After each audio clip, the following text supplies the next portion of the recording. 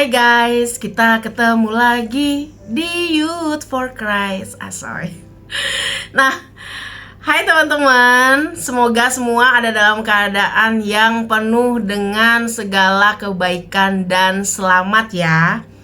Saya Sindu, melayani sebagai pendeta jemaat di GKI Samanhudi. Senang banget nih ketemu sama teman-teman semua.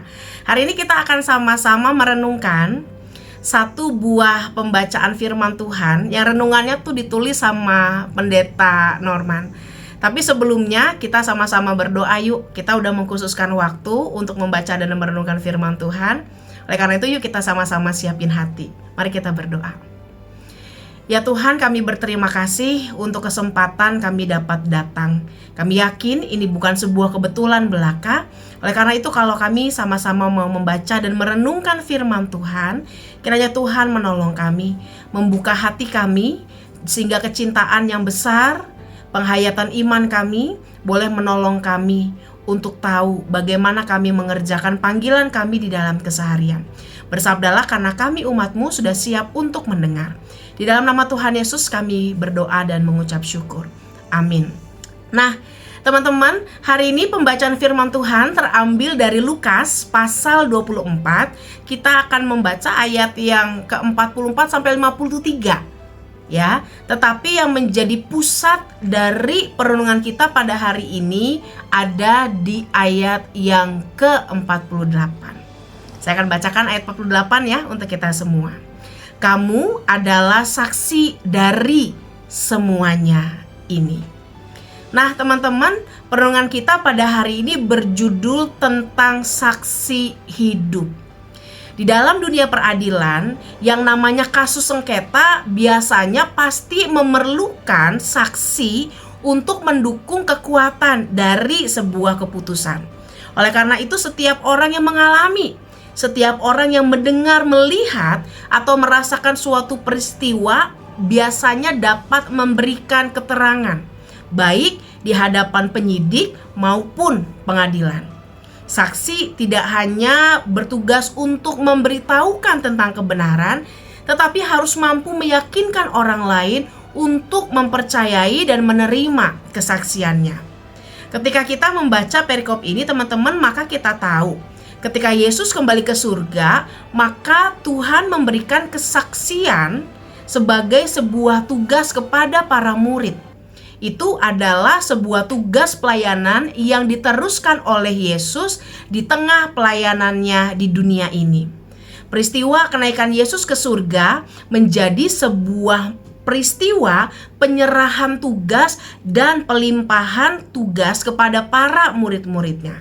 Oleh karena itu momen kenaikan Yesus Kristus ke surga sebenarnya jadi momen estafet tugas pewartaan kabar baik. Menariknya, meski gurunya harus pergi jauh dari mereka secara fisik, tetapi para murid tetap nih bersuka cita karena mereka tahu kalau sang guru mengutus roh penghibur untuk memperlengkapi dan memampukan para murid menjadi saksi Injil. Oleh karena itu kita semua tahu ya youth, kita semua tahu dan mengerti kalau yang namanya jadi saksi Kristus di tengah dunia itu bukanlah perkara yang mudah. Tetapi dengan pertolongan Roh Kudus kita pasti bisa melakukannya. Di tengah dunia misalnya nih teman-teman yang penuh dengan teknologi yang makin berkembang, sebenarnya kita bisa menceritakan tentang perbuatan Tuhan atas hidup kita lewat media sosial yang kita miliki. Jadi unggahan-unggahan di media sosial itu pada akhirnya akan menjadi cerminan tentang siapa diri kita.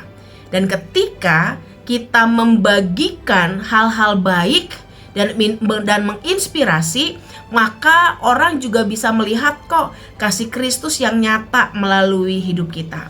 Oleh karena itu mari bersaksi lewat seluruh keberadaan diri kita. Kita bisa mulai dengan memenuhi media sosial kita dengan kasih Kristus. Karena apa teman-teman? Karena kita harus ingat kalau kita adalah saksi Kristus zaman now. Kiranya renungan ini boleh mengingatkan kita, boleh meneguhkan dan menguatkan kita. Jangan lupa untuk like, subscribe, dan juga bagikan renungan ini ya kepada teman-teman yang lain. Yuk kita tutup di dalam doa. Mari kita berdoa. Ya Tuhan, sekalipun tidak mudah, kami mau berproses bersama untuk bisa menjadi saksi Tuhan lewat seluruh keberadaan diri kami. Biarlah apa yang kami lakukan boleh sungguh menjadi berkat dan menjadi kesaksian yang harum sehingga banyak orang boleh merasakan dan mengenal Tuhan lewat hidup kami. Mampukan kami dalam seluruh keterbatasan kami. Di dalam nama Tuhan Yesus kami berdoa dan mengucap syukur. Amin. Tuhan memberkati.